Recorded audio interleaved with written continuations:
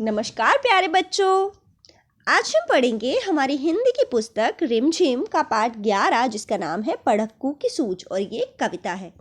तो मैं पढ़ूंगी और मेरे साथ साथ आपको भी पढ़ना है और हम मिलकर ये कविता को एंजॉय करेंगे और फिर हम इसका अर्थ जानेंगे। तो आइए शुरू करते हैं। पढ़क्कू की सूझ। एक पढ़क्कू बड़े तेज थे, तर्कशास्त्र पढ़ते थे, जहाँ न कोई बात वहाँ भी नई बात करते थे। एक रोज वे पड़े फिक्र में, समझ नहीं कुछ पाए, बैल घूमता है कोलू में, कैसे बिना चलाए। कई दिनों तक रहे सोचते, मालिक बड़ा गजब है, सिखा बैल को रखा इसने, निश्चय कोई ढब है। आखिर एक रोज मालिक से पूछा उसने ऐसे, अजीब बिना देखे लेते हो जान भेद ये कैसे। कोहलू का ये बैल तुम्हारा चलता या अड़ता है, रहता है घूमता, खड़ा हो या पागुर करता है। मालिक ने यह कहा, अजी इसमें क्या बात बड़ी है, नहीं देखते क्या गर्दन में घंटी एक पड़ी है। जब तक बजती रहती है मैं न फिक्र करता हूँ, हाँ जब बजती नहीं तनिक दौड़कर तनिक पूछ धरता हूँ। कहा पढ़क्कू ने सुनकर, तुम रहे सदा के कोरे, बेवकूफ मंतिक की बातें समझ सकोगे थोड़े। मगर अगर किसी दिन बैल तुम्हारा सोच समझ अट जाए, नहीं चले बस खड़ा खड़ा गर्दन को खूब हिलाए, घंटी टुन टुन खूब बजेगी तुम ना पास आओगे, मगर बूंद भर तेल सांझ तक बीत क्या तुम पाओगे। मालिक थोड़ा हंसा और बोला कि पढ़क्कू जाओ, सीखा है ये ज्ञान जहां से वहीं इसे फैलाओ। यहाँ अभी सब कुछ ठीक ठाक है, यह केवल माया है, बैल हमारा नहीं अभी तक मंतिक पढ़ पाया है। तो ये थी एक कविता जिसके लेखक है रामधारी सिंह दिनकर।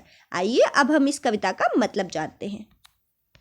तो इस कविता में हमें एक पिक्चर दिखाई गई है जिसमें एक पर्सन है, एक व्यक्ति है जिसका नाम है पढ़क्कू।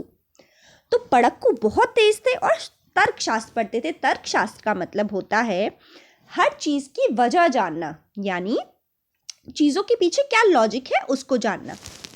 जहां कोई भी बात नहीं होती थी वहां भी वो नई बात बना के खड़े कर देते थे। जैसे आपने देखा होगा ना, कुछ लोग बहुत प्रश्न करते हैं कि ये कैसे हुआ, वो कैसे हुआ, तो उसे बोलते हैं तर्कशास्त्र, यानी चीजों के पीछे क्या तर्क है, क्या वजह है, क्या लॉजिक है, उसे जानना। तो ऐसे ही हमारे पढ़क्कू भाई थे। एक रोज वो बड़े फिक्र में, समझ नहीं कुछ पाए। एक दिन वो एक कोलू के पास गए जहां पर बैल घूम रहा था। जैसा कि हमें यहाँ इस चित्र में, इस तस्वीर में दिखाया गया है, एक लकड़ी का कोहलू बना हुआ है और उसके आसपास ऐसे एक गोल चक्कर बना हुआ है। तो इस डंडे से बैल को बांध दिया जाता है और जैसे जैसे वो बैल घूमता है उसके साथ कोहलू घूमता है और उससे तेल निकाला जाता है। तो तेल आपने देखा होगा, सरसों का तेल घर में प्रयोग किया जाता है, तो वो सरसों से निकाला जाता है और बैल घूम घूम कर इस कोलू को चलाता है जिससे तेल निकलता है। तो वो एक दिन कोलू के पास जा पहुंचे और कुछ सोचने लगे और वो बहुत दिनों तक सोचते रहे कि ये कैसा मालिक है, इसने बैल को क्या तरीका सिखा रखा है कि वो घूमता ही रहता है और अपने आप काम करता है, यानी अगर मालिक वहां ना भी हो तो भी वो बैल काम करता रहता है और तेल निकालता रहता है। आखिर जब वो बहुत परेशान हो गए सोचते सोचते, तो उन्होंने मालिक से जाके पूछा कि तुमने इसे ऐसा कौन सा तरीका सिखा रखा है कि ये बैल तुम्हारे बिना भी काम कर लेता है ठीक से, और तुम्हें कैसे पता चलता है कि तुम्हारा ये बैल चल रहा है या खड़ा है या घूम रहा है या पागुर कर रहा है। तो यहाँ हमें पागुर शब्द का मतलब दिखाया गया है, बताया गया है। पागुर का मतलब होता है जुगाली करना। तो आपने अपने गांव में या आसपास एनिमल्स देखे होंगे, जानवर देखे होंगे, जैसे गाय, भैंस, बैल। तो जब वो मुंह में कुछ चबा कर और झाग जैसे निकाल रहे होते हैं, यानी मुंह को चला रहे होते हैं, कुछ चबा रहे होते हैं, उसे बोलते हैं जुगाली करना। तो उसने बोला कि तुम्हारा बैल तुम्हारे बिना भी चलता ही रहता है, कोलू में घूमता ही रहता है, तो तुम्हें कैसे पता चलता है कि वो चल रहा है या घूम रहा है। तो मालिक ने कहा, इसमें कौन सी बड़ी बात है, तुमने इसके गर्दन में एक पड़ी हुई घंटी नहीं देखी, जब तक वो घंटी बजती रहती है, यानी वो घूमता रहता है। तो यहाँ हमें बैल दिखाया गया है और बैल का मालिक दिखाया गया है और बैल के गले में एक घंटी भी बंधी हुई है। तो मालिक ने कहा कि जब तक इसके गले में घंटी जो है वो बजती रहती है तो मैं समझ जाता हूँ कि ये घूम रहा है और अपना काम कर रहा है। हाँ, जब वो घंटी बजनी थोड़ी बंद हो जाती है तो मैं थोड़ी चिंता करता हूँ और फिर दौड़ कर आता हूँ और देखता हूँ कि क्या चल रहा है, बैल कैसे रुक गया। तो पड़क्कू ने कहा, तुम तो कोरे ही रहे, कोरे मतलब मूर्ख ही रहे। बेवकूफ, मंतिक की बातें समझ सकोगे थोड़े कि उसके मन में क्या चल रहा है, क्या तुम वो समझ पाओगे? यानी तुम बस उसकी घंटी की आवाज़ सुनकर ये जान लेते हो कि वो चल रहा है। अगर किसी दिन तुम्हारे बैल ने ऐसा कुछ किया कि वो खड़े खड़े अपनी गर्दन को हिलाता रहे तो गर्दन को हिलाने से घंटी तो बजती रहेगी और तुम समझोगे वो चल रहा है, लेकिन घंटी तो खूब बजेगी। लेकिन जब तुम शाम को वापस आओगे या बहुत देर बाद उसे देखने आओगे, क्योंकि तुम तो ये सोच रहे होगे कि घंटी बज रही है तो बैल चल रहा होगा, लेकिन जब तुम आकर देखोगे तो तुम्हें पता चलेगा कि बिल्कुल भी तेल नहीं निकला, यानी वो तो खड़ा खड़ा घंटी बजा रहा था। तो तुम तब क्या करोगे? तो मालिक थोड़ा हंसा और बोला कि पढ़क्कू, तुम यहाँ से जाओ, तुम इतना लॉजिक मत निकालो चीज़ों में, जहाँ से तुमने ज्ञान सीखा है ना तुम वहीं जाकर इसे फैलाओ।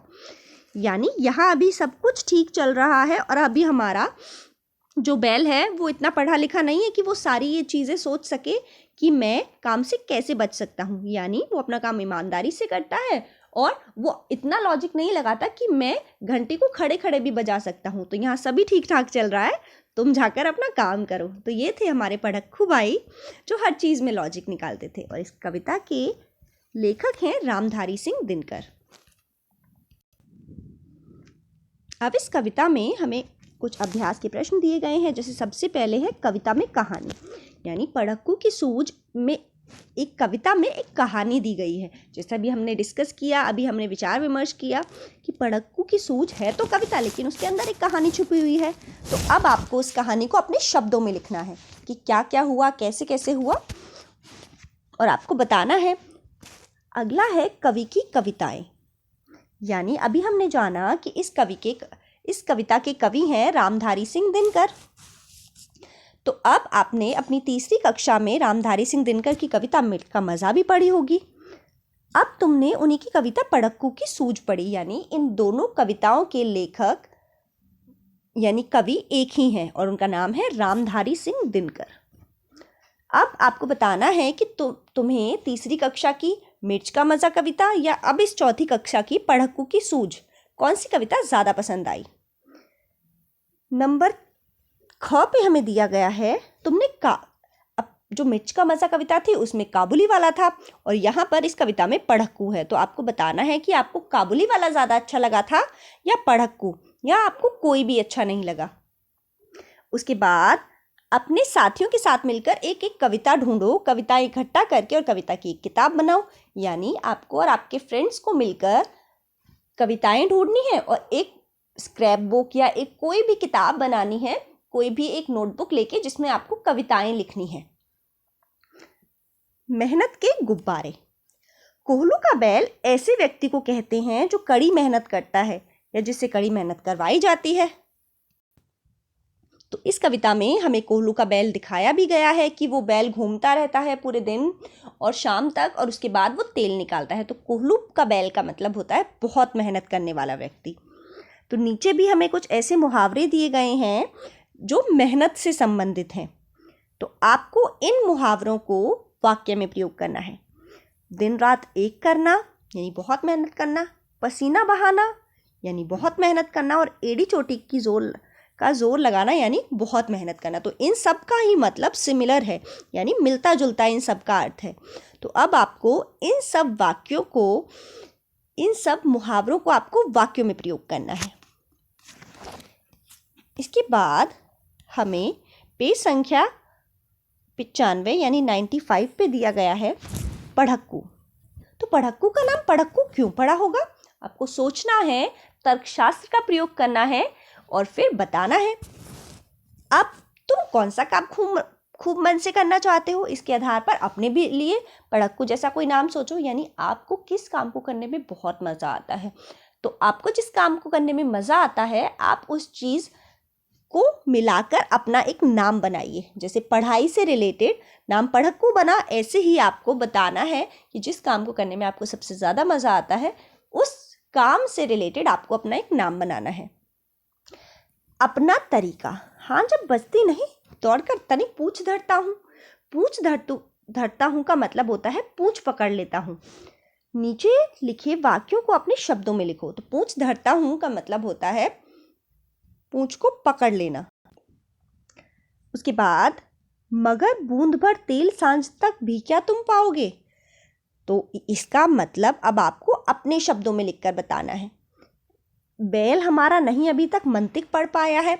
मंतिक का मतलब होता है तर्कशास्त्र, तो आपको इसको भी अपने भाषा में लिखना है। सिखा बैल को रखा इसने निश्चित कोई ढब है। ढब का मतलब होता है तरीका। तो अब आपको इस वाक्य को भी अपनी भाषा में लिखना है। और जहाँ तक न कोई बात वहाँ भी नई बात गढ़ते थे। गढ़ने का मतलब यहाँ है बात बनाना।